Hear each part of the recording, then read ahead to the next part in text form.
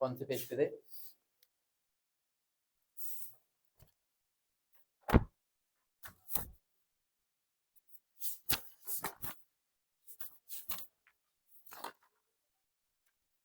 Definitions पूरी हो गई थी हमारी, है ना?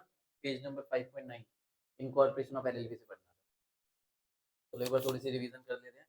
एलएलपी एक्ट फुल फॉर्म क्या है? लिमिटेड लायबिलिटी पार्टनरशिप है। ईयर कौन सा है? 2008 में आया है। टोटल सेक्शन कितने हैं? 81। शेड्यूल कितने हैं? 4। पहले शेड्यूल में क्या लिखा हुआ है? Right and duties of partner and LLP. अगर फॉर्मल एग्रीमेंट नहीं है, अगर फॉर्मल एग्रीमेंट है तो कहाँ देखेंगे? फॉर्मल एग्रीमेंट में। एग्रीमेंट नहीं है तो राइट एंड ड्यूटीज कहाँ देख लेंगे? फर्स्ट शेड्यूल में। सेकंड शेड्यूल क्या कहता है? फर्म को एलएलपी में कन्वर्ट करना है तो प्रोसीजर कहाँ लिखा हुआ है? यहाँ लिखा हुआ है। तीसरा क्या कहता है?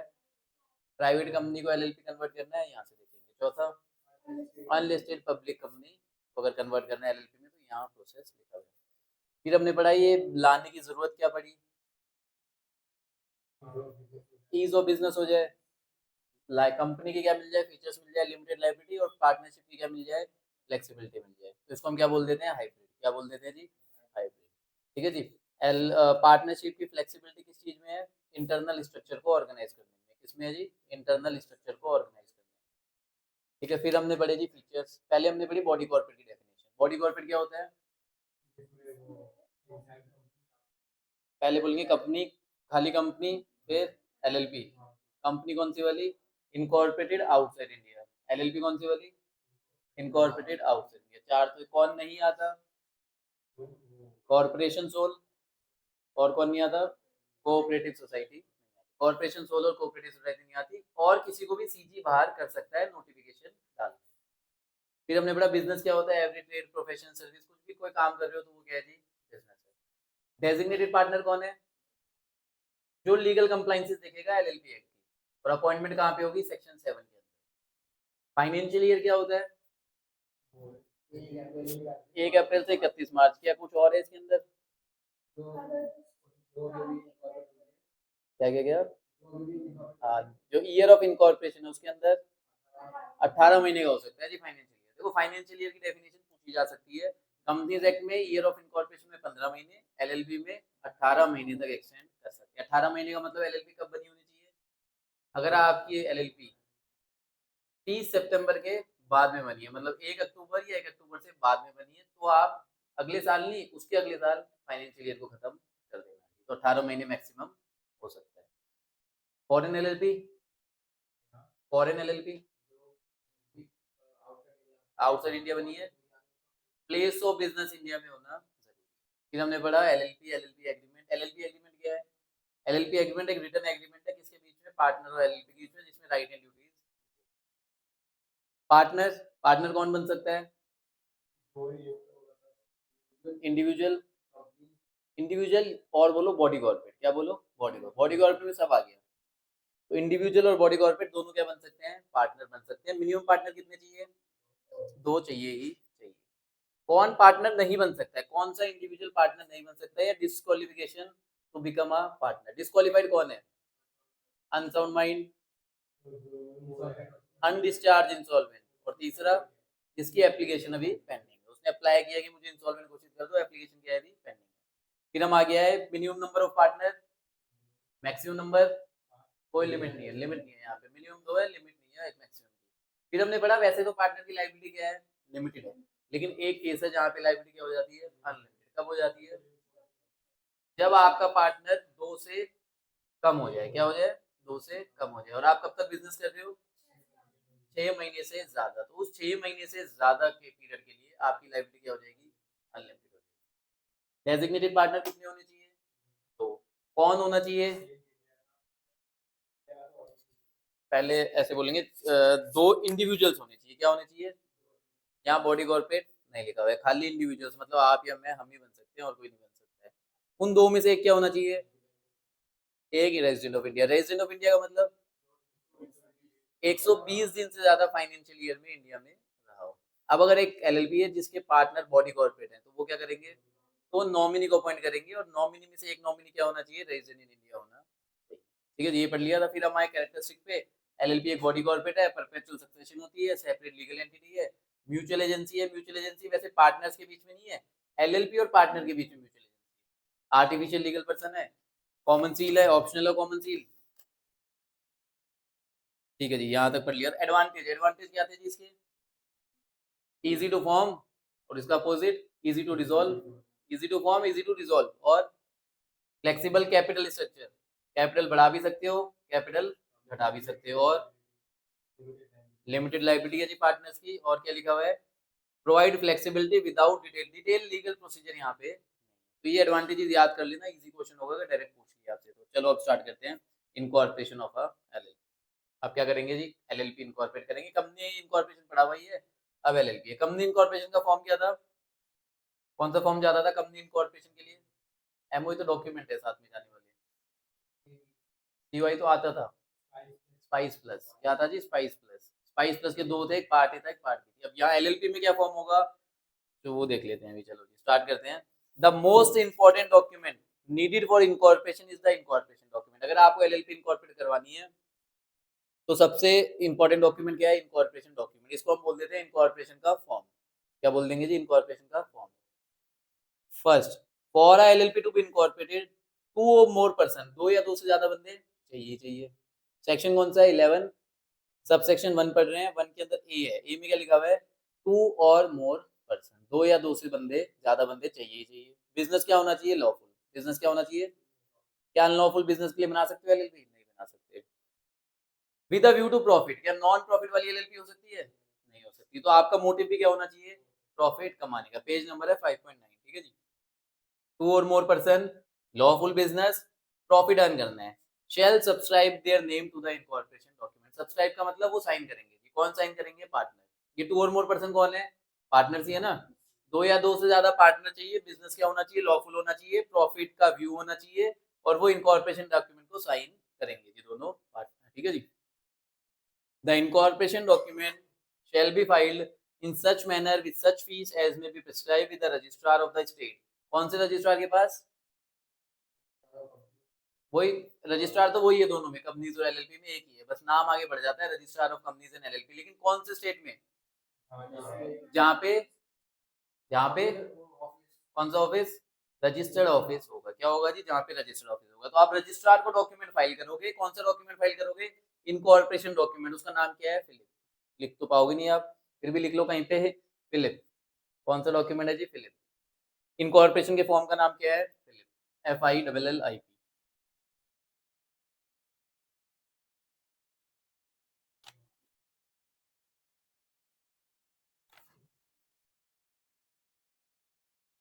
FILLIP। FiLLiP FILLIP।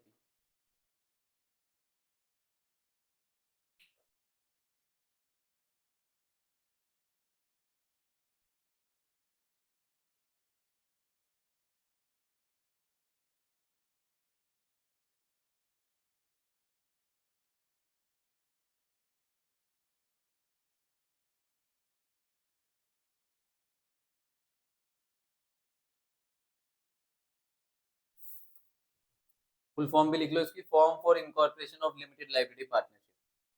Form for incorporation of limited liability partnership, FILLIP। तो शॉर्ट फॉर्म समझ आ गई होगी आपको। Form for incorporation of limited liability partnership.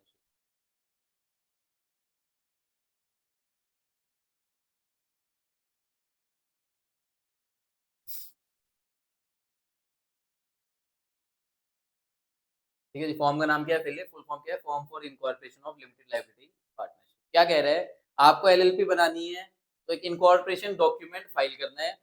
दो या दो से ज्यादा बंदे होने चाहिए। वो दो या दो से ज्यादा बंदे कौन है? पार्टनर्स हैं। लॉफुल बिजनेस होना चाहिए, प्रॉफिट का व्यू होना चाहिए, और वो अपने नाम सब्सक्राइब कर देंगे इनकॉर्पोरेशन डॉक्यूमेंट में, मतलब साइन कर देंगे इनकॉर्पोरेशन डॉक्यूमेंट। और वो इनकॉर्पोरेशन डॉक्यूमेंट किसको फाइल कर देंगे? रजिस्ट्रार को फाइल कर देंगे। कौन से रजिस्ट्रार को? जहाँ पे हमारा रजिस्टर्ड ऑफिस होने। क्लियर है जी यहाँ तक? तीसरा पॉइंट ए हो गया, बी हो गया। ए में क्या है? To or more person, lawful business, view of profit, और अपना नाम सब्सक्राइब कर देंगे। बी में क्या है? इनकॉर्पोरेशन डॉक्यूमेंट फाइल करेंगे किसके पास? रजिस्ट्रार के पास। और उसके तीसरा आता है स्टेटमेंट भी फाइल। अब आपको स्टेटमेंट भी लगानी है। वहां पे भी थी स्टेटमेंट, वहां डिक्लेरेशन थी, यहाँ क्या लिख दिया? स्टेटमेंट। क्या स्टेटमेंट है? There shall be filed along with the incorporation document a statement in the prescribed form made by, कौन बना रहा है statement? Advocate, chartered accountant, company secretary, cost accountant, who is engage in the formation of LLP. जिस professional को आपने higher किया है वो प्रोफेशनल स्टेटमेंट देगा। और उसके साथ में कौन दे रहा है? By anyone who subscribe his name to the incorporation document. मतलब एक पार्टनर को भी देनी है और एक प्रोफेशनल को डिक्लेरेशन देनी है। क्या डिक्लेरेशन देनी है? That all the requirement of this act and the rules made thereunder have been complied with. मतलब जितनी भी रिक्वायरमेंट थी इस एक्ट की वो क्या हो गई है? पूरी हो गई है। क्या कंपनीज एक्ट में भी देते सेम डिक्लेरेशन? वही सेम डिक्लेरेशन यहाँ पे दे दी है। क्या डिक्लेरेशन दी है? कि सारी कंप्लायंसेस पूरी हो गई है। देखो, दो डेजिग्नेटेड पार्टनर रखने ही रखने हैं, पर यहाँ पे अभी कौन है? अभी डेजिग्नेटेड पार्टनर नहीं है, अभी पार्टनर की बात कर रहे हैं। पार्टनर साइन करेगा इसको। In respect of incorporation and matter precedent and incidental date. जितने भी इनकॉर्पोरेशन के रिगार्डिंग लॉज है ना, एलएलपी एक्ट, रूल्स, वो सारे हमने कंप्लाई कर लिए। कौन डिक्लेरेशन दे रहा है? एक तो प्रोफेशनल और एक सब्सक्राइबर, जो कि कौन होने वाला है? पार्टनर। क्या डिक्लेरेशन दे रहे हैं? कि सारी एलएलपी एक्ट की और रूल्स की कंप्लाइंस हो गई। ठीक है जी। तो एलएलपी बनाने के लिए सबसे पहली कंडीशन थी, ए के अंदर दो या दो से ज्यादा बंदे, लॉफुल बिजनेस और प्रॉफिट मोटिव। दूसरी, इनकॉर्पोरेशन डॉक्यूमेंट फाइल करना है किसके पास? रजिस्ट्रार के पास। इनकॉर्पोरेशन डॉक्यूमेंट कौन सा होगा? फिलिप। एक डिक्लेरेशन भी लगानी है, स्टेटमेंट भी लगानी है। कौन देगा? प्रोफेशनल। प्रोफेशनल में कौन आ जाता है? या तो एडवोकेट या सीए या सीएस या सीएमए। इनसे डिक्लेरेशन लेंगे और एक पार्टनर से भी लेंगे। क्या डिक्लेरेशन लेंगे? कि एलएलपी एक्ट की और सारे रूल्स की कंप्लाइंस हो गई है। आगे क्या उस इनकॉर्पोरेशन डॉक्यूमेंट में कुछ और लिखा हुआ होगा? नहीं होगा, बिल्कुल होगा। The incorporation document shall be in form as may be prescribed. ये फॉर्म कौन सा है? FiLLiP. State the name of the LLP. क्या लिखा हुआ होगा जी? एलएलपी का नाम लिखा होगा। State the proposed business of the LLP. और क्या लिखा होगा? क्या बिजनेस करने वाली है? ऑब्जेक्ट। एड्रेस लिखा होगा एलएलपी का। Name and address of each person who are to be the partner of the LLP. सारे पार्टनर का नेम एड्रेस होगा। State the name and address of the person who are designated partner. Designated partner का भी नाम address होगा। Such other information concerning the proposed LLP. और कोई भी इंफॉर्मेशन जो जरूरत है वो भी डाली हुई। तो फॉर्म के अंदर क्या क्या होगा? नाम होगा एलएलपी का, बिजनेस होगा, एड्रेस होगा, पार्टनर का नाम होगा, पार्टनर की डिटेल होगी, डेजिग्नेटेड पार्टनर का नाम होगा, उनकी डिटेल होगी, और कोई इंफॉर्मेशन जो जरूरी है वो भी डली रहेगी। ठीक है जी। और फॉर्म कौन सा है? फिलिप। फॉर्म कौन सा है?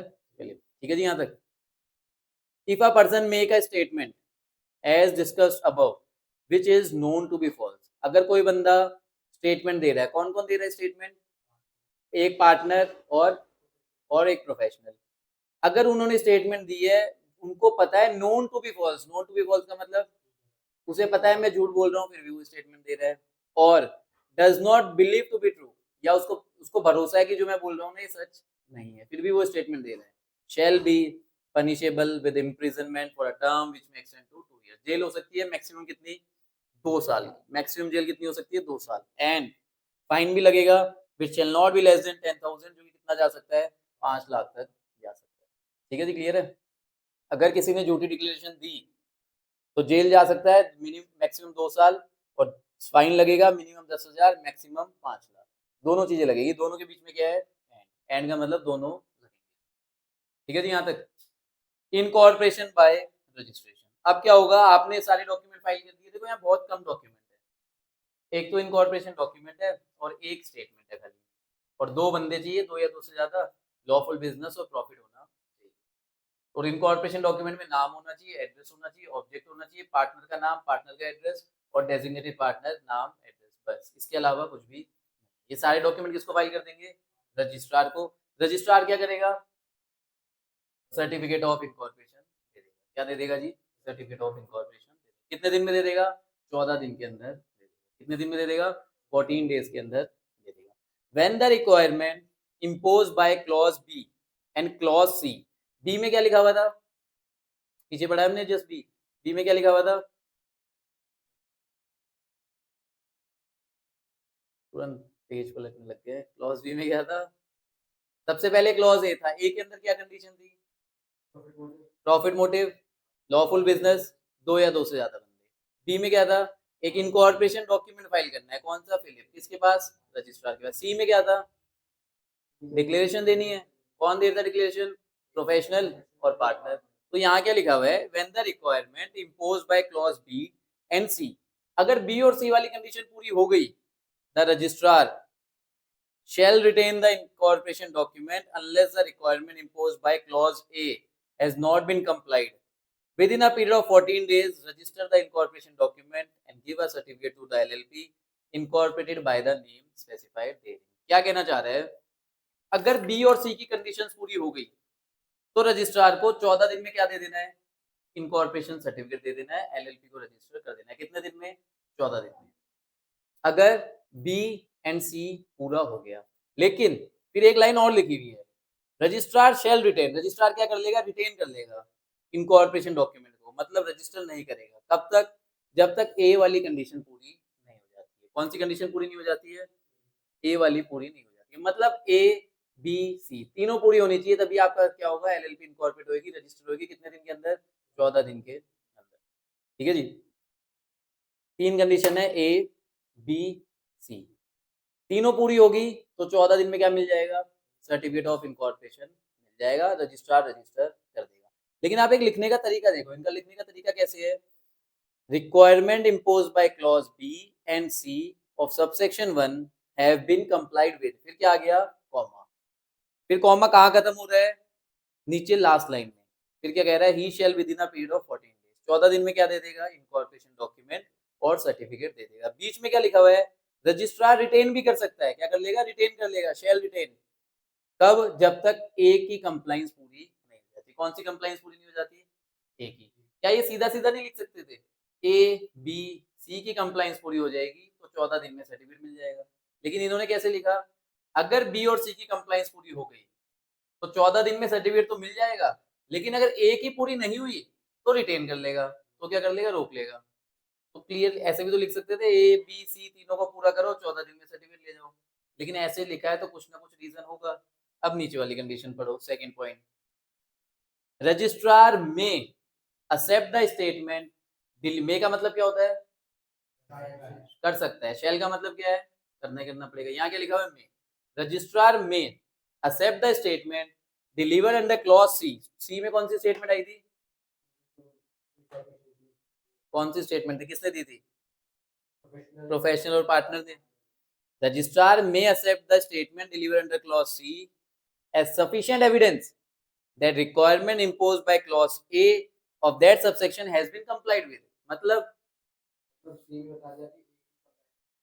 सी में अगर प्रोफेशनल और पार्टनर ने बोला है, सी में प्रोफेशनल और पार्टनर क्या बोल रहे हैं, डिक्लेरेशन में क्या बोला है उन्होंने कि एलएलपी एक्ट की सारी कंप्लाइंस पूरी हो गई है, तो सी की डिक्लेरेशन के हिसाब से रजिस्ट्रार मान लेगा, क्या मान लेगा, कि ए की कंप्लाइंस भी हो गई। लेकिन रजिस्ट्रार के पास ऑप्शन है, क्या लिखा हुआ है, में, क्या लिखा हुआ है, में। अब एक बात सोचो, आप दो बंदे मेरे पास क्या है, एलएलपी बनवाने के लिए, ठीक है जी, आपने सारे डॉक्यूमेंट दिए, मैं प्रोफेशनल हूँ, मैंने बोला एलएलपी की कंप्लाइंस हो गई है, आपने एलएलपी का नाम बताया, आपने ऑब्जेक्ट बताया, आपको काम करना है इलीगल, क्या काम करना है, इलीगल। क्या आप ऑब्जेक्ट में लिखोगे कि आप इलीगल काम कर रहे हो, क्या लिखोगे आप, लीगल काम कर रहे हो। आप लिखोगे नहीं लिखोगे, हम प्रॉफिट कमाना चाहते हैं, बिल्कुल लिखोगे। दो बंदे हो, अब मैंने ये डॉक्यूमेंट किसको फाइल करे, रजिस्ट्रार को। क्या रजिस्ट्रार को कभी पता लगेगा कि आपने ए की कंप्लाइंस करी है या नहीं करी है, रजिस्ट्रार क्या देखेगा उसमें, ऑब्जेक्ट्स, क्या लिखे हुए हैं ऑब्जेक्ट्स, लॉफुल, लॉफुल लिखे हुए एकदम, तो रजिस्ट्रार क्या मान लेगा, लॉफुल है। अब रजिस्ट्रार को कैसे पता लगेगा लॉफुल है या नहीं है, तो किस पे रिलाई कर रहा है रजिस्ट्रार, मेरी डिक्लेरेशन और आपकी डिक्लेरेशन। तो इसीलिए उस लाइन को अलग से लिखा गया था। रजिस्ट्रार किस पे रिलाई कर रहा है, जो डिक्लेरेशन प्रोफेशनल दे रहा है और जो डिक्लेरेशन पार्टनर दे रहा है, उस पे रिलाई कर लेगा और मान लेगा ए की कंप्लाइंस हो गई, क्योंकि इसको चेक करने का तरीका नहीं। लेकिन एक बात सोचो, आप दोनों में से एक बंदा कौन है, विजय माल्या, कौन है जी, विजय माल्या। जानते हैं विजय माल्या कौन है, विजय माल्या जो फ्रॉड करके गया है, जो पैसा लेके बैंक का भाग गया, या कोई भी बंदा जिसने इंडिया से क्या करा है, कोई गलत काम किया, जिसका नाम हवा में, या मान लो दाऊद, दाऊद को जानते हैं हम सब कौन है, दाऊद इब्राहिम। तो दाऊद कंपनी बनाने आया है, तो क्या रजिस्ट्रार दाऊद की डिक्लेरेशन पे और मेरी डिक्लेरेशन पे इस बात को मान लेगा कि ये लॉफुल बिजनेस करेंगे, तो इसीलिए क्या लिखा हुआ है, रजिस्ट्रार में एक्सेप्ट, इसीलिए क्या लिखा हुआ है, में। तो रजिस्ट्रार की मर्जी है, या तो हमारी डिक्लेरेशन में रिलाई करके क्या मान लेगा कि ए की कंडीशन पूरी हो गई, और ए में क्या लिखा हुआ था, लॉफुल बिजनेस और प्रॉफिट के, ठीक है जी। इसीलिए ऊपर वाले पॉइंट में दोनों को अलग अलग लिखा है, क्या लिखा है, अगर बी और सी की कंप्लाइंस हो गई तो 14 दिन में क्या मिल जाएगा, सर्टिफिकेट मिल जाएगा।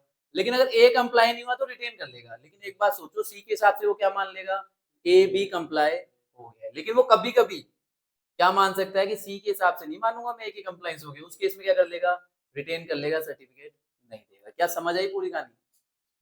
आई समझ? तीन कंडीशन है, ए बी सी। ए में क्या है, दो partner, lawful business, profit motive. B में क्या है, इनकॉर्पोरेशन डॉक्यूमेंट फाइल करना है, कौन सा, फिलिप, किसके पास, रजिस्ट्रार के पास। सी में क्या है, डिक्लेरेशन है किसकी, प्रोफेशनल की और एक पार्टनर की। क्या डिक्लेरेशन है, सारी कंप्लाइंसेस पूरी हो गई। अब लॉ ने लिखा कैसे, लिखा ऐसे, बी और सी पूरा हुआ तो आपको 14 दिन में सर्टिफिकेट मिल जाएगा, लेकिन अगर ए पूरा नहीं हुआ तो रिटेन कर लेंगे। लेकिन ए की कंप्लाइंस कब मान लेगा रजिस्ट्रार, जब सी में डिक्लेरेशन आ गई, तो डिक्लेरेशन के हिसाब से ए की कंप्लाइंस पूरी हो गई है जी। लेकिन ऑप्शन है रजिस्ट्रार के पास, माने या ना माने। अगर मानेगा तो 14 दिन में सर्टिफिकेट दे देगा, नहीं मानेगा तो सर्टिफिकेट को रोक लेगा। समझ आई कहानी? इन शॉर्ट अगर आप लिखोगे तो क्या लिखोगे, ए बी सी तीनों की कंप्लाइंस हो गई तो 14 दिन में सर्टिफिकेट क्या मिल जाएगा। अगर रजिस्ट्रार को डाउट है तो रिटेन कर लेगा, आपको देगा नहीं 14 दिन में सर्टिफिकेट। वो और डॉक्यूमेंट डिटेल्स मांगेगा आपसे, वो बोल सकता है और डॉक्यूमेंट्स हो। तो वैसे तो उसके पास ऑप्शन है कि डिक्लेरेशन पे रिलाई करके क्या कर ले, मान ले कि ए की कंप्लाइंस हो गई है। और 99% केस में क्या होता है, वो डिक्लेरेशन को मानता है और मानता है ए की कंप्लाइंस हो गई और 14 दिन में सर्टिफिकेट आ जाता है। ठीक है जी, चलो ji. The certificate issued under clause B shall be signed with the registrar and authenticated by his official. जो रजिस्ट्रार आएगा उस पे कौन साइन कर देगा, सर्टिफिकेट आएगा उस पे कौन साइन करेगा, रजिस्ट्रार साइन कर देगा और उस पे अपनी स्टैंप लगा देगा। क्लियर है जी यहाँ तक? The certificate shall be conclusive evidence that LLP is incorporated by the name specified therein। क्या मतलब हुआ? हाँ हाँ, कंक्लूसिव का मतलब क्या है, कंक्लूसिव का मतलब है ये एक ऐसा एविडेंस है जिसको देखते ही पता लग गया कि भाई ये एलएलपी बन गई है। किस नाम से बनी है, जो नाम लिखा हुआ है। आपने एलएलपी बनाई एबीसी एलएलपी, जैसे ही सर्टिफिकेट आया तो सर्टिफिकेट किस चीज का एविडेंस है कि एबीसी एलएलपी से एक एलएलपी बन गई है। क्या ये सीओआई इस चीज का भी कंक्लूसिव एविडेंस है कि एलएलपी ने सारी कंप्लाइंसेस करी है इनकॉर्पोरेशन के टाइम पे? नहीं जी। देखो आपको रजिस्ट्रार ने सर्टिफिकेट दे दिया, क्या दे दिया, सर्टिफिकेट ऑफ इनकॉर्पोरेशन। क्या सर्टिफिकेट ऑफ इनकॉर्पोरेशन मिलने का ये मतलब हो गया कि आपने इनकॉर्पोरेशन के टाइम पे सब कुछ सच बोला है, सारी कंप्लाइंसेस करी है? जरूरी नहीं है। क्या आप झूठ बोल के एलएलपी नहीं बना सकते? बना सकते हो ना, बना सकते हो, नहीं बना सकते हो, बना सकते हो। तो सर्टिफिकेट किस चीज का एविडेंस है कि इस नाम से एलएलपी बन गई है। इस चीज का एविडेंस नहीं है कि सारी कंप्लाइंसेस हुई है। जरूरी नहीं है, क्या पता आपने झूठ बोल के डिक्लेरेशन दी हो।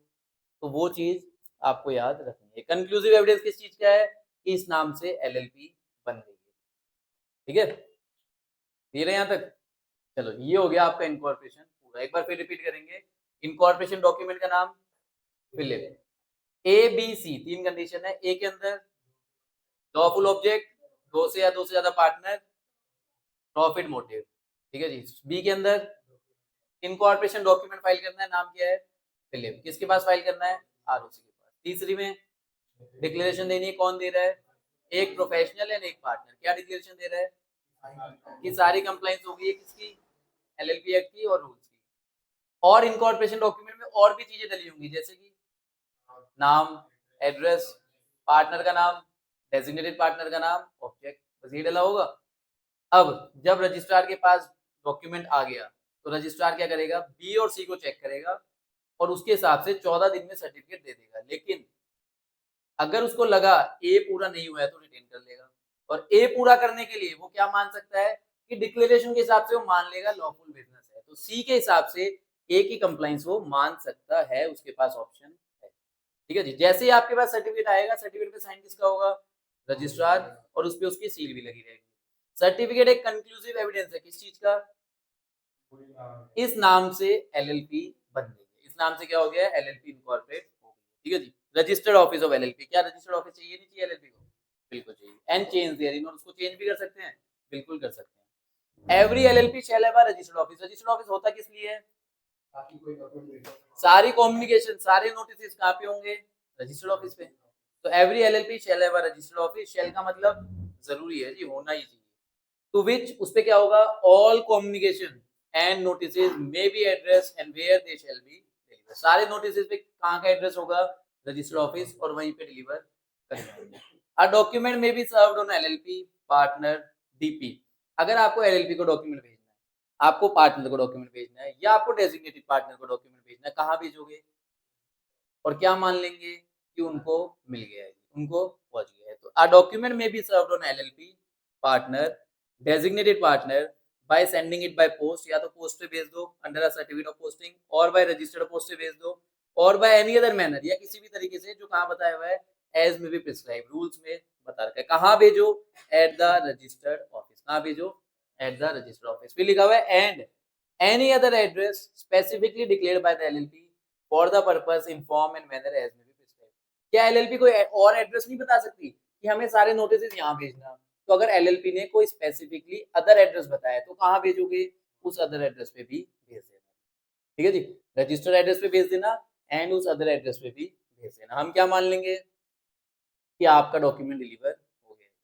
ठीक है जी, तो कोई भी नोटिस, कोई भी डॉक्यूमेंट एलएलपी को भेजना है, डेजिग्नेटेड पार्टनर को भेजना है, पार्टनर को भेजना है, कहाँ भेजो?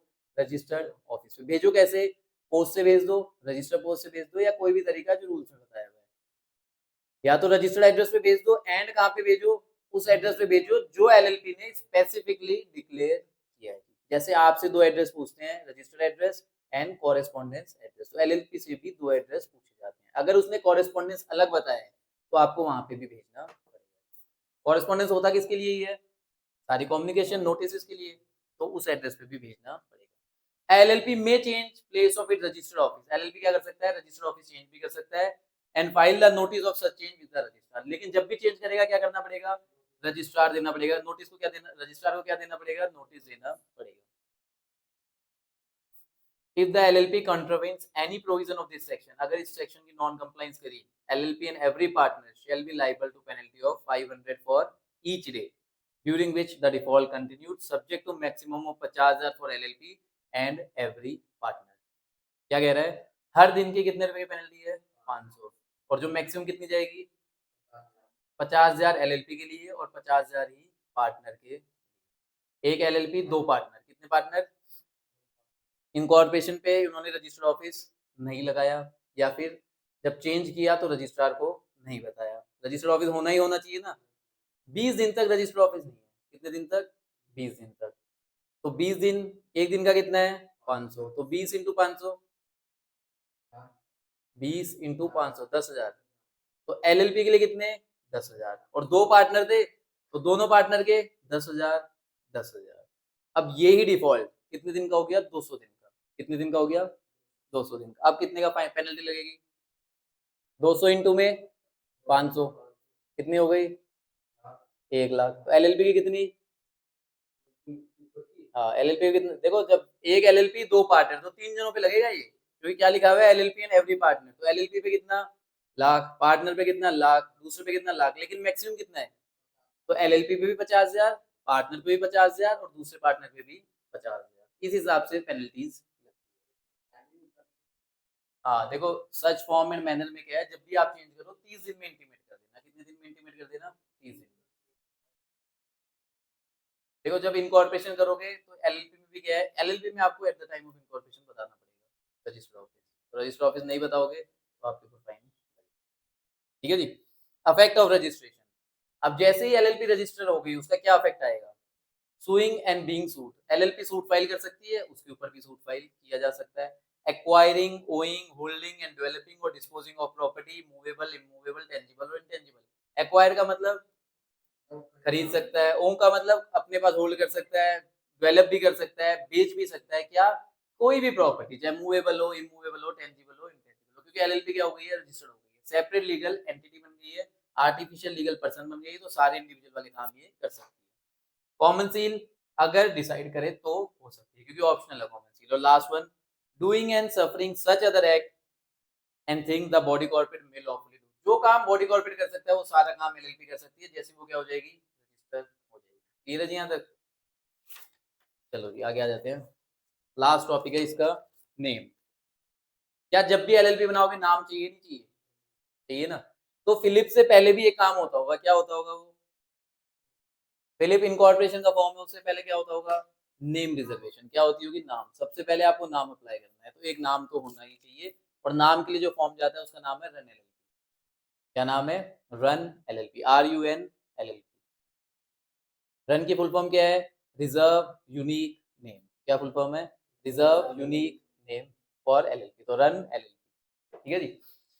जब भी फिलिप जाएगा उससे पहले क्या चाहिए? नाम का अप्रूवल चाहिए ही चाहिए। किसमें जाएगा? Run LLP. क्या है? एलएलपी बन गई, उसके बाद में एलएलपी कभी अपना नाम चेंज नहीं कर सकती? कर सकती है ना। तो चेंज करेगी तब भी कौन सा फॉर्म जाएगा? Run LLP. फिर से नाम रिजर्व करवाना पड़ेगा। ठीक है जी, लिख लो ये भी, रन एलएलपी। अब जब हमने कंपनी पढ़ा था तो नाम के एंड में क्या होना चाहिए? अगर प्राइवेट कंपनी है तो प्राइवेट लिमिटेड, पब्लिक कंपनी है तो एलटीडी, ओपीसी है तो ओपीसी प्राइवेट लिमिटेड, सेक्शन 8 है तो फाउंडेशन वगैरह लिखा होगा, चैरिटी, चैम्बर्स, ये सब लिखा रहता है। अब एलएलपी में क्या लिखा होगा? एलएलपी।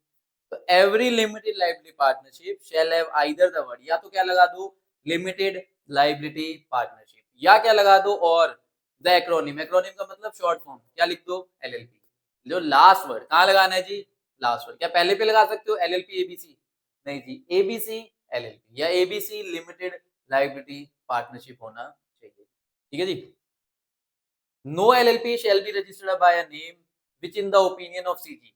कोई भी एलएलपी का नाम नहीं होगा, कौन सा? जो कि सेंट्रल गवर्नमेंट को क्या लगता है? अनडिजायरेबल। क्या लगता है जी? अनडिजायरेबल। अगर वो नाम सेंट्रल गवर्नमेंट को पसंद नहीं आया है, क्या लगा उनको कि ये सही नहीं है, अनडिजायरेबल है, वो नाम आपका रजिस्टर्ड नहीं होगा। और आइडेंटिकल टू और नियरली रिजेंबल। आइडेंटिकल का तो मतलब सेम नाम। नियरली रिजेंबल का मतलब ऑलमोस्ट सेम है। एक तो आइडेंटिकल का मतलब पूरा सेम है, और नियरली रिजेंबल का मतलब लगभग आपने सेम कर दिया। किसके सेम कर दिया है? किसी और एलएलपी के, किसी और कंपनी के। पहला क्या लिखा हुआ है देखो? एलएलपी, फिर क्या लिखा हुआ है? कंपनी, और फिर क्या लिखा हुआ है? Registered trademark. तो तीन चीजों के जैसा आपका नाम नहीं होना चाहिए। किसके जैसा नहीं होना चाहिए? एलएलपी के जैसा।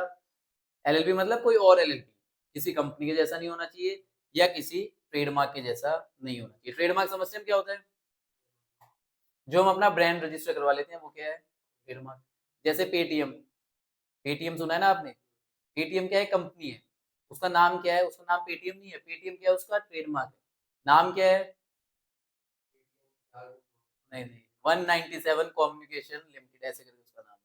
पेटीएम कंपनी का नाम क्या है? 197 कम्युनिकेशंस लिमिटेड ऐसा नाम है, पर उसका ब्रांड क्या है? पेटीएम। अब कंपनी का नाम तो क्या है? 197 कम्युनिकेशन। क्या आप पेटीएम नाम से कंपनी बना सकते हो? नहीं बना सकते, क्योंकि किसके सिमिलर है? ट्रेडमार्क के। तो कोई भी एलएलपी नहीं बनेगी किसके जैसा? किसी और एलएलपी की जैसी, किसी और कंपनी के जैसी, या किसी रजिस्टर्ड ट्रेडमार्क जैसी। ठीक है जी। एक क्वेश्चन पूछता हूँ आपसे। मेरी पार्टनरशिप फर्म है, नाम है एबीसी फर्म। क्या आप एबीसी एलएलपी बना सकते हो? नहीं। बना सकते हो। देखो किसके सिमिलर नहीं होनी चाहिए? एलएलपी के, नहीं एलएलपी के, कंपनी के, या फिर रजिस्टर्ड ट्रेडमार्क के। क्या मैं बॉडी कॉर्पोरेट बोलूं? या नहीं बोल सकता। क्यों नहीं बोल सकता? बॉडी कॉर्पोरेट में तो बाहर वाली भी आ जाती है ना। यहाँ पे क्या लिखा हुआ है? एलएलपी, कंपनी और ट्रेडमार्क, बस तीन ही चीजें। हाँ बिल्कुल, लेकिन वो जो अगर बॉडी को बाहर वाली कंपनी वाला यहाँ बिजनेस कर रहा होगा ना, उसने ट्रेडमार्क करवा रखा होगा। ठीक है जी। तो यहाँ पे वर्ड क्या लिखा हुआ है? एलएलपी के जैसा नहीं होना चाहिए, कंपनी के जैसा नहीं होना चाहिए, और किसी के ट्रेडमार्क के जैसा नहीं होना चाहिए। पार्टनरशिप फर्म की कोई एग्जिस्टेंस नहीं मानते, तो इसलिए उसका सिमिलर आप बना सकते हो। ठीक है जी। एक तो बात अनडिजायरेबल नहीं होना चाहिए। क्या नहीं होना चाहिए? अनडिजायरेबल। और दूसरी बात, किसी के सिमिलर या आइडेंटिकल नहीं होना चाहिए। किसके? एलएलपी, कंपनी या रजिस्टर्ड ट्रेडमार्क। अनडिजायरेबल के लिए अलग से रूल्स हैं, वो आपको नहीं पढ़ाए जा रहे। मतलब हमारे इंडिया के अगेंस्ट में नहीं होना चाहिए, हमारे किसी और के अगेंस्ट में कुछ गलत नहीं होना चाहिए, तो ऐसा नाम नहीं होना चाहिए, वो हमें यहाँ नहीं पढ़ाया जा रहा। चलो जी, रिजर्वेशन ऑफ नेम। अब नेम क्या करवाना पड़ेगा? रिजर्व करवाना पड़ेगा। जब भी आप नई एलएलपी बना रहे हो या फिर क्या कर रहे हो, चेंज कर रहे हो नाम, दोनों केस में क्या कराना पड़ेगा? रिजर्व करवाना पड़ेगा। A person may apply in such form. ये फॉर्म कौन सा है ji? Run LLP. And accompanied by such fees. Fees कितनी जाती है इसकी? 200 रुपए। As may be prescribe to the registrar. किसको फाइल करेंगे? रजिस्ट्रार को। For reservation of a name. क्या रिजर्व कराने के लिए? नेम रिजर्व करवाने के लिए। Set out in the application as the name of the proposed LLP. Propose का मतलब प्रपोज्ड एलएलपी, जो एलएलपी अभी बनने वाली है। तो ये किसके लिए? पहला वाला पॉइंट इनकॉर्पोरेशन के लिए। और the name to which LLP proposes to change its name. Change its name का मतलब इसमें नेम चेंज हो रहा है, तो इनकॉर्पोरेशन के टाइम पे भी नेम रिजर्व करवाना पड़ता है और नाम जब आप चेंज कर रहे हो तब भी नाम रिजर्व करवाना पड़ता है। एप्लीकेशन किसको जाती है? रजिस्ट्रार को। फॉर्म कौन सा होता है? Run LLP. ठीक है जी। दो केसेस में रन एलएलपी फाइल होता है, कौन कौन सा? इनकॉर्पोरेशन के टाइम पे नाम रिजर्व, या फिर एलएलपी का नाम चेंज हो रहा है तब भी रन एलएलपी। ठीक है ji. Second point, upon receipt of an application, जब भी एप्लीकेशन आएगी under subsection 1 and on payment of the fees, registrar may if he is satisfied, अगर वो सेटिस्फाइड है, क्या? सब्जेक्ट टू द रूल्स, उसको रूल्स देखने पड़ेंगे। Name to be reserved is not one which may be rejected, name वो नहीं है जिसको हम रिजेक्ट कर सकते हैं। कौन से ग्राउंड पे? Subsection 2 of 15। इसके ऊपर वाला ही सेक्शन कौन सा था? 15। उसके सबसेक्शन 2 में क्या लिखा हुआ था? जो अनडिजायरेबल है या फिर ट्रेडमार्क कंपनी और एलएलपी के सिमिलर है। अगर ऐसा कुछ हुआ तो नाम क्या कर देंगे? रिजेक्ट कर देंगे, वरना क्या कर देंगे? नाम रिजर्व कर देंगे। तो रजिस्ट्रार आपका नाम रिजर्व कर देगा या फिर रिजेक्ट कर देगा। रिजेक्ट कब कर देगा? अगर वो 15(2) के अंदर आ रहा है तो रिजेक्ट कर देगा, वरना रिजर्व कर देगा। कितने टाइम के लिए रिजर्व करेगा? For a period of 3 months. कितने टाइम के लिए रिजर्व कर रहा है? 3 महीने। मतलब जिस दिन आपने रन एलएलपी फाइल किया, आपका अप्रूवल आ गया नेम का, अब 3 महीने में आप इनकॉर्पोरेशन करवा लेना। अगर नहीं करवाया तो ये नाम क्या हो जाएगा? एक्सपायर। रिजर्व क्यों करवाते हैं हम यूज करते हैं कहीं और ना करवा ले कोई। मैंने आज सोचा मुझे एलएलपी बनानी है, एबीसी एलएलपी, मैं तुरंत गया, मैंने रन फाइल किया, एबीसी एलएलपी का अप्रूवल आ गया। अब इसको और कोई रिजर्व नहीं करवा सकता है। कब तक? 3 महीने तक। या तो 3 महीने में मैं एलएलपी बना लूंगा, नहीं बनाई तो नाम क्या हो जाएगा? खत्म हो जाएगा। ठीक है जी, यहाँ तक क्लियर है? चलो ji, last, change of name LLP. Notwithstanding anything contained in section 15 and 16। 15 में क्या था? 15 में क्या था? नेम क्या नहीं होना चाहिए? अनडिजायरेबल नहीं होना चाहिए, या फिर आइडेंटिकल सिमिलर नहीं होना चाहिए किसके जैसा? LLP, company, trademark. 16 में क्या था? नेम चेंज करना है या नई एलएलपी बनानी है तो एप्लीकेशन देनी पड़ेगी रजिस्ट्रार को। फॉर्म कौन सा होगा? Run LLP. रजिस्ट्रार नाम रिजर्व कर देगा कितने टाइम के लिए? 3 महीने के लिए। अब कह रहा है not withstanding anything contain in 15 and 16। हम पढ़ रहे हैं सेक्शन 17। नॉट विथस्टैंडिंग का मतलब होता है भाड़ में गया। कौन भाड़ में गया? 15 और 16 भाड़ में गया। आपको 15-16 नहीं पढ़ना, अगर 17 लग गया ना आपके ऊपर तो 15-16 फॉलो करने की जरूरत नहीं है। आगे, इफ थ्रू इनएडवर्टेंस और अदरवाइज। इनएडवर्टेंस का मतलब या तो गलती से या अदरवाइज, या कुछ भी आपने करके LLP on its registration or on its registration by a new body corporate, its registered name is registered by a name which is identical or nearly resemble to। या तो गलती से या कैसे भी आपने जब LLP बनाई या जब आपने नाम चेंज किया, आपने नाम किसके जैसा करवा लिया? किसी और LLP के जैसा, किसी और कंपनी के जैसा, या किसी के ट्रेडमार्क जैसा आपको नाम मिल गया। अब क्या होगा जी? हो सकता है ना ऐसा, मेरी एबीसी एलएलपी थी, आपने नई एलएलपी बना ली एबीसी एलएलपी, गलती से आपको ये नाम मिल गया, आपने एलएलपी बना ली। अब क्या होगा? तो आएगा सेक्शन 17। कौन आएगा? सेक्शन 17। तो सेक्शन 17 क्या कह रहा है? अगर आपने आइडेंटिकल या नियरली रिजेंबल बना ली, किसकी जैसी? किसी एलएलपी की जैसी, किसी कंपनी की जैसी, या किसी रजिस्टर्ड ट्रेडमार्क की जैसी, then on application of such LLP और proprietor in clause A and B और अ कंपनी, तो फिर एप्लीकेशन देगा। कौन एप्लीकेशन देगा? मैं। मेरे जैसे एलएलपी का नाम बना लिया ना आपने, या मेरी कंपनी का जैसा बना लिया, या मेरी ट्रेडमार्क जैसा बना लिया, तो मैं एप्लीकेशन दूंगा कि भाई इनको बोलो अपना नाम चेंज करें, क्योंकि इनका नाम किसके जैसा हो गया है? मेरे जैसा हो गया। ठीक है ji. Central government may direct the LLP to change its name और new name within a period of 3 months from the date of issue of direction. Central government आपको क्या देगा? डायरेक्शन देगा। क्या डायरेक्शन देगा? आप अपना नाम चेंज करो। कितने महीने में चेंज करो? 3 महीने। क्या सेक्शन पढ़ रहे हैं हम? अगर आपका नाम एलएलपी का जब आपने इनकॉर्पोरेट करी या जब आपने चेंज करवाया, किसके जैसा हो गया है? किसी और की एलएलपी, किसी और की कंपनी, या किसी और के ट्रेडमार्क के जैसा हो गया, तो जिसके जैसा हुआ है वो क्या करेगा? एप्लीकेशन फाइल करेगा। और जब वो एप्लीकेशन लगाएगा, सेंट्रल गवर्नमेंट क्या बोलेगा आपको? आप अपना नेम चेंज करो। कितने महीने में? 3 महीने के अंदर। 3 महीने कहाँ से शुरू हो रहे हैं? जिस दिन ये डायरेक्शंस आई है, जिस दिन आपको बताया। ठीक है ji. It is further provided then an application of the proprietor of the trademark shall be maintainable within a period of 3 years from the date of incorporation or registration। जो ट्रेडमार्क वाला है वो कब तक एप्लीकेशन फाइल कर सकता है? 3 साल तक। कब तक फाइल कर सकता है? मेरा ट्रेडमार्क था एबीसी। क्या ट्रेडमार्क था? एबीसी, आपने कल बना ली एबीसी एलएलपी, क्या बना ली एबीसी एलएलपी। अब मैं एप्लीकेशन कब तक फाइल करूं, 3 साल में मुझे फाइल कर देनी। अगर 3 साल में फाइल नहीं करी, अब मैं फाइल नहीं कर सकता जी, समझ आई कहानी। मेरा ट्रेडमार्क था एबीसी, इन्होंने एलएलपी बना ली एबीसी एलएलपी। अब मुझे बोलना है ना कि इनको बोलो चेंज करे, मैंने 3 साल तक नहीं बोला, अब मैं कुछ नहीं बोल सकता हूँ। मेरे को टाइम ही कितना दिया है, 3 साल। ये टाइम किसके लिए है, रजिस्टर्ड ट्रेडमार्क, ट्रेडमार्क वाले के लिए time. Where LLP change its name or obtain a new name, अब आपको सीजी ने बोला है नाम चेंज करो, 3 महीने के अंदर आपने नाम चेंज कर लिया। It shall within a period of 15 days from the date of the change give notice of the change to the registrar. अब आपने जैसे नाम चेंज करा, आप किसको बता दो, रजिस्ट्रार को बता दो। कितने दिन में, 15 दिन में। जैसे आपने चेंज किया, अगले 15 दिन में रजिस्ट्रार को बता दो। क्यों बता रहे हैं रजिस्ट्रार को, वो अपने पास चेंज करे, आपको नया सर्टिफिकेट देगा ना, नया सर्टिफिकेट ऑफ इनकॉर्पोरेशन मिल जाएगा जिसमें नया नाम लिखा हुआ होगा। तो वो आपको क्या देगा, नया सर्टिफिकेट दे देगा। New certificate of incorporation will be given. फिर लिखा हुआ है with in 30 days of such change in the certificate.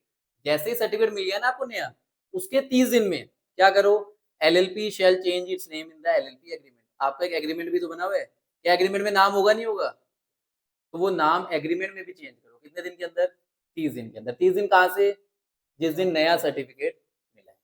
तो देखो टाइमलाइन क्या है, आपने एलएलपी बना ली या आपने नया नाम रखा है एलएलपी का, कुछ भी रखा है, अगर वो किसी के सिमिलर है तो वो एक एप्लीकेशन फाइल करेगा।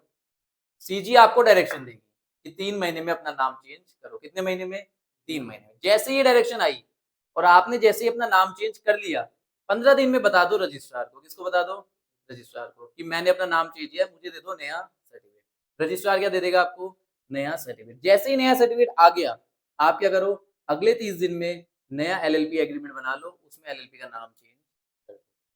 ठीक है जी, चलो ji. If default in LLP in complying with direction, अगर आपने सेंट्रल गवर्नमेंट की बात नहीं मानी, ऐसे भी तो हो सकते हैं, कोई डीड भी तो हो सकता है, सीजी बोल रहा है नाम चेंज करो, उसने नहीं करा, आप सीजी क्या करेगा, फाइन तो लगाएगा ही लगाएगा। लेकिन नुकसान किसका हो रहा है, नुकसान मेरा हो रहा है, क्योंकि मेरा था एबीसी एलएलपी, आपने भी बना लिया एबीसी एलएलपी। सीजी आपका नाम खुद चेंज कर देगा, आपको कोई भी नाम दे देगा, आलतू फालतू सा नाम दे देगा। If LLP default in complying with any direction given under subsection 1, the GCG shall allot a new name to the LLP in such manner as may be prescribed, and the registrar shall enter the new name in the register and issue a new certificate of incorporation with the CG आपको नया नाम दे देगा, registrar आपको नया certificate दे देगा जिसमें नया नाम लिखा हुआ होगा। ठीक है जी, उसके बाद आपको वही नाम यूज करना है। अब आपका नाम था एबीसी एलएलपी, रजिस्ट्रार ने आपको एक बहुत बेकार सा नाम दे दिया, सीजी ने आपको बड़ा बेकार सा नाम दे दिया, आप क्या करोगे, आप क्या जिन जीवन भर वही यूज करते रहोगे, फिर आप चेंज करोगे। कौन से सेक्शन के हिसाब से, 15-16, कौन से के हिसाब से, 15-16। 15-16 में क्या था, नेम रिजर्व कराओ फिर चेंज। यहाँ पे क्या हो रहा था, सीजी बोल रहा था चेंज करने के लिए, वहां पे आप खुद कर रहे थे। तो अगर सीजी ने आपका चेंज भी कर दिया तो बाद में आप चेंज कर सकते हो। ठीक है जी, क्लियर है, ये हो गया चैप्टर खत्म। हाँ जी, हाँ जी।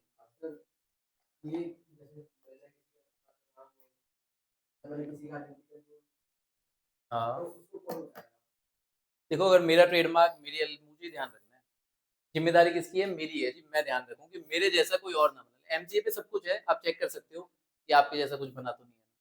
पहली बात तो आप वो नहीं देंगे, आपको रजिस्ट्रार ऐसा नाम देगा नहीं, गलती से मिल भी गया तो मेरे को चेक करना है भाई, और कोई नहीं है।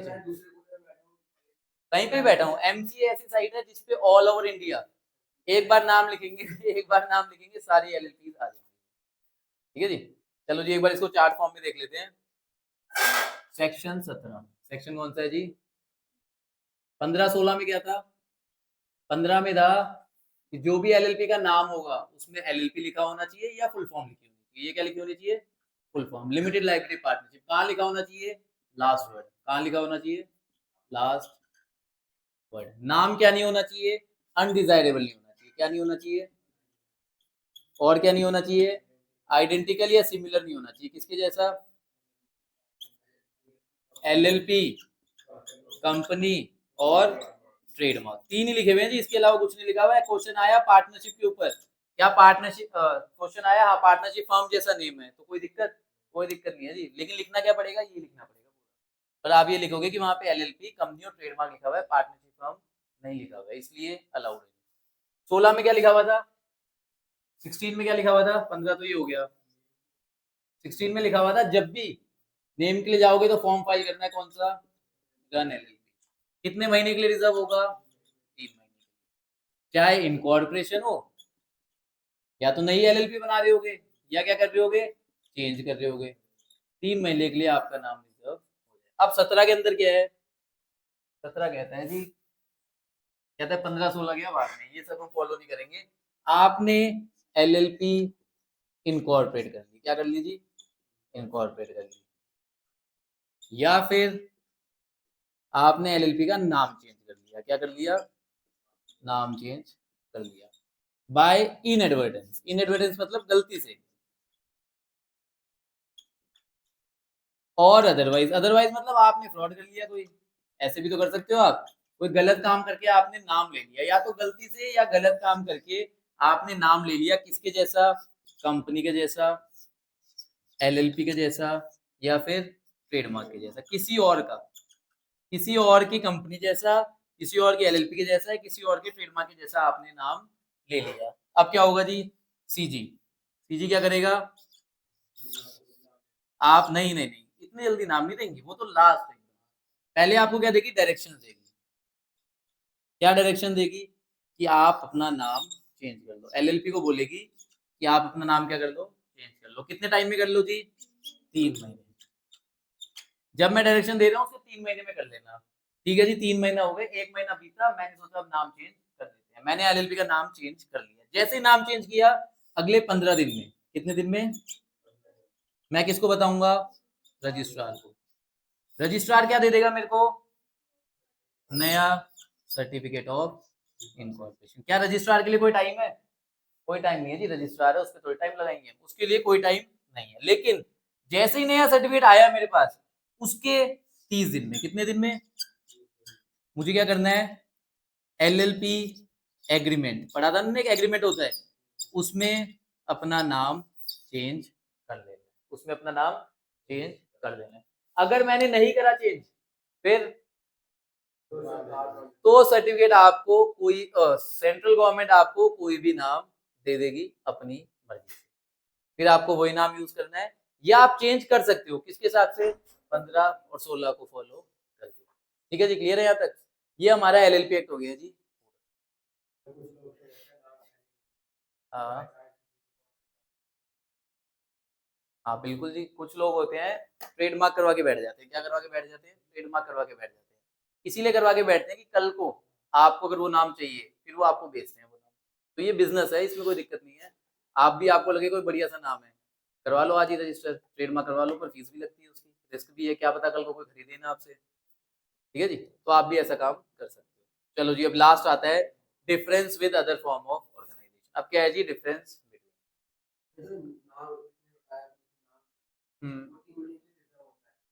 हाँ नहीं, देखो अगर मैंने 3 महीने के लिए रिजर्व करा लिया एलएलपी का नाम, अभी एलएलपी बनाई नहीं, रिजर्व करवा लिया, 3 महीने में एलएलपी बनानी, उस टाइम में किसी को ट्रेडमार्क भी नहीं मिलेगा एलएलपी के जैसा। ट्रेडमार्क में जब आप रजिस्ट्रेशन लेने जाओगे वो भी मना कर देंगे आपको, तो ऐसा भी चलता है साइमल्टेनियसली।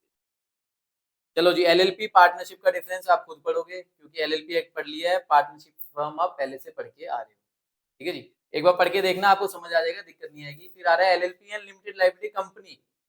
कंपनी भी पता है, हम पढ़ चुके हैं कंपनीज एक्ट, तो एलएलपी और कंपनीज एक्ट का भी डिफरेंस आप खुद पढ़ सकते हो। ये अगर पार्टनरशिप का अभी समझ नहीं आ रहा, तो जैसे हम पार्टनरशिप एक्ट पढ़ेंगे तो आपको डिफरेंस बिटवीन समझ आ जाएगा। कंपनी एलएलपी हम पढ़ चुके हैं, दोनों का डिफरेंस आपको क्लियर होना चाहिए। और ये हो गया जी आपका एक्ट।